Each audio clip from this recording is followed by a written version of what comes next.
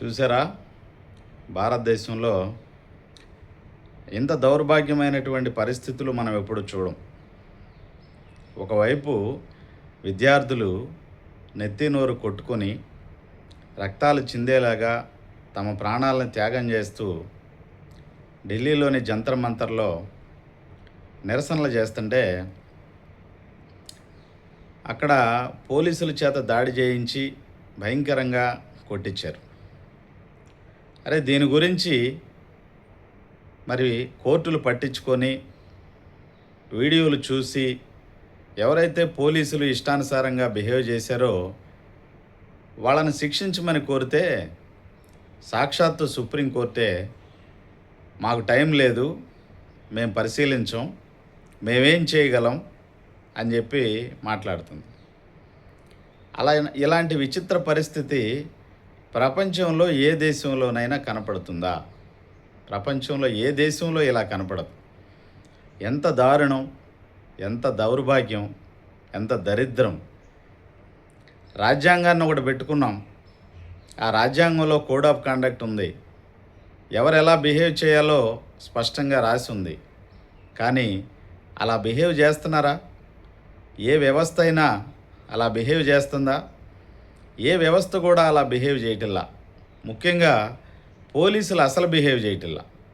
భారతదేశ వ్యాప్తంగా పోలీసులు చేస్తున్నటువంటి విపరీత వికృత ప్రవర్తనలు భయభ్రాంతులకు గురి చేస్తున్నాయి సామాన్య మానవుల్ని.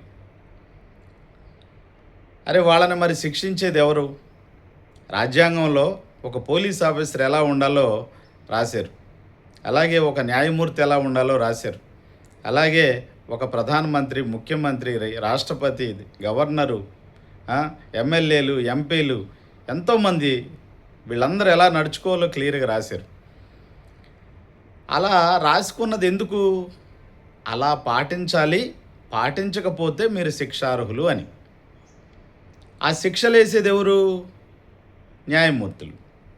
ఈ న్యాయమూర్తులే న్యాయం చేయండి అయ్యా అంటే మాకు టైం లేదు, మేము పరిశీలించలేం, మేమేం చేస్తాం అని మాట్లాడుతుంటే ఇంకెవరికి చెప్పుకోవాలా? కంచే చేను మేస్తే ఎవరికి చెప్పుకోవాలా? రాజ్యాంగం అమలు చేయడానికి పెట్టుకున్నాం, రాజ్యాంగం అమలు కాకుండా ఉండటానికి కాదు. అరే, రాజ్యాంగంలో ఒక్క సెక్షన్ అన్నా సరిగ్గా ఈ దేశంలో అమలవుతుందా? ఇప్పుడు ఏం అమలు అవ్వట్లా.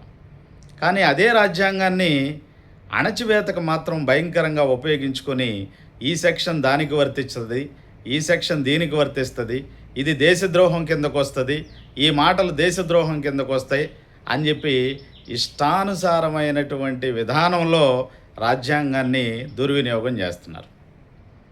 అదే రాజ్యాంగాన్ని మరి సద్వినియోగం కూడా చేయాలి కదా. ఎవరు చేయాలా? న్యాయమూర్తులు చేయాలా, న్యాయస్థానాలు చేయాలా. మరి ఆ న్యాయమూర్తులు, న్యాయస్థానాలే చేయనప్పుడు ఇంకా ప్రజలు ఎవరికి చెప్పుకోవాలా?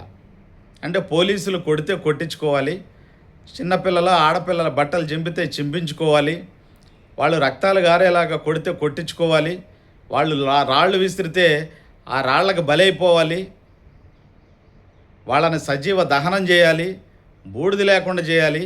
గందరగోళం చేసినా వాళ్ళని శిక్షించేయటానికి మాకు టైం లేదంటే ఇంకా ఆ పోలీసులు ఎలా భయపడతారు?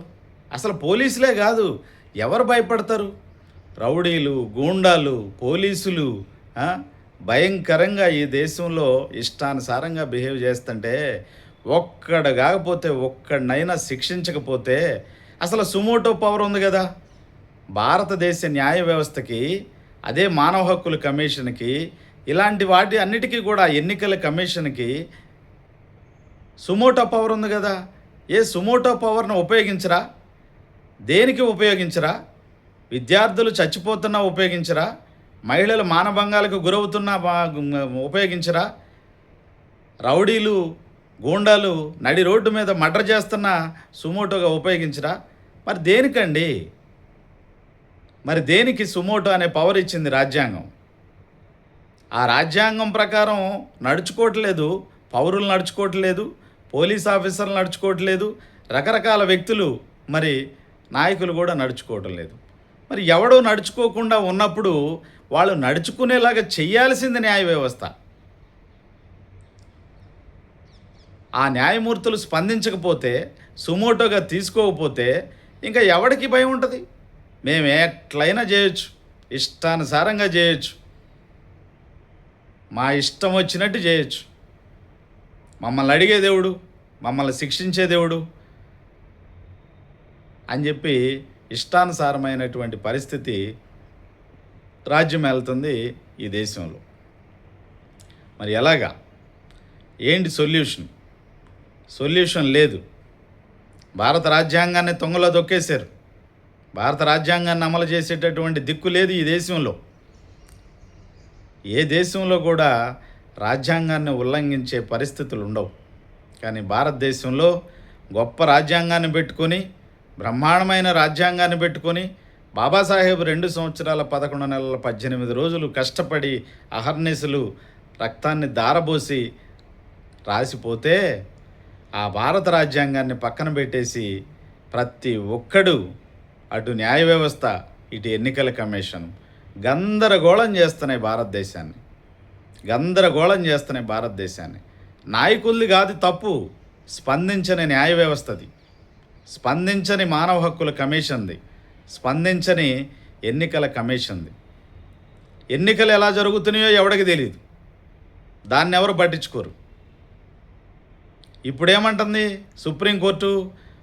పిల్లల మీద ఇలా దాడులు జరిగినాయి, ఆ వీడియోలు చూసి మరి పిల్లల్ని కొట్టిన వాళ్ళని శిక్షించండి అని అంటే మాకు టైం లేదంటుంది. మరి ఇదే న్యాయ వ్యవస్థ మణిపూర్ సంఘటన తీసుకుంటే అక్కడ మేతీలకి కుకీలకి మధ్య వివాదానికి కారణమైంది. ఇదే న్యాయ వ్యవస్థ ఎస్సీ వర్గీకరణ విషయంలో తమ అభిప్రాయాలు చెబుతారు. మీ అభిప్రాయాలతో ఏం పనండి? భారత రాజ్యాంగంలో ఆల్రెడీ రాసి పెట్టారు, ఎస్సీ వర్గీకరణ జరగాలా లేదా, జరిగితే ఎలా జరగాలనే దానికి ఒక ప్రాతిపదిక పెట్టారు. అది అమలయ్యేలాగా చూడటమే మీ బాధ్యత, అంతేగాని మీ వ్యక్తిగత అభిప్రాయాలు చెప్పడానికి కాదు కదా. కాబట్టి పరిశీలించండి ప్రజలారా. ముందు నాయకులను కాదు మనం సెటిరైడ్ చేసుకోవాల్సింది. ఏ రాజ్యాంగాన్ని అయితే అమలు చేయడానికి కూర్చున్నారో ఆ రాజ్యాంగాన్ని అమలు చేయడానికి ఏమాత్రం ఇష్టపడని ఈ న్యాయ వ్యవస్థను మనం ప్రశ్నించాలా. అదేవిధంగా ఈ మానవ హక్కుల కమిషన్ని ప్రశ్నించాలా. మానవ హక్కులు హననమైపోతుంటే ఢిల్లీలో జంతర్ మంతర్లో పిల్లలు వాళ్ళ హక్కుల్ని కోల్పోయి మానవ హక్కుల్ని ఉల్లంఘించి పోలీసులు రాళ్ళు రువ్వుతుంటే, లాఠీలతో కొడుతుంటే, ఆడపిల్లల్ని లాఠీలతో వెనక నుండి గుచ్చుతుంటే వికటాట్టహాసం చేస్తున్నారే, ఈ న్యాయ వ్యవస్థను మనం ప్రశ్నించాలా. ఈ న్యాయ వ్యవస్థను ముందు మనం సెటిరైడ్ చేసుకోవాలా. అదేవిధంగా ఎన్నికల వ్యవస్థని మనం సెటిరైడ్ చేసుకోవాలా. ఎన్నికల కమిషన్ని మనం సెటిరైడ్ చేయాలా. వీళ్ళిద్దరూ సక్రమంగా ఉంటే దేశం ఒక్క రాత్రికి రాత్రే మొత్తం సెటిరైట్ అయిపోతుంది. జై భీమ్.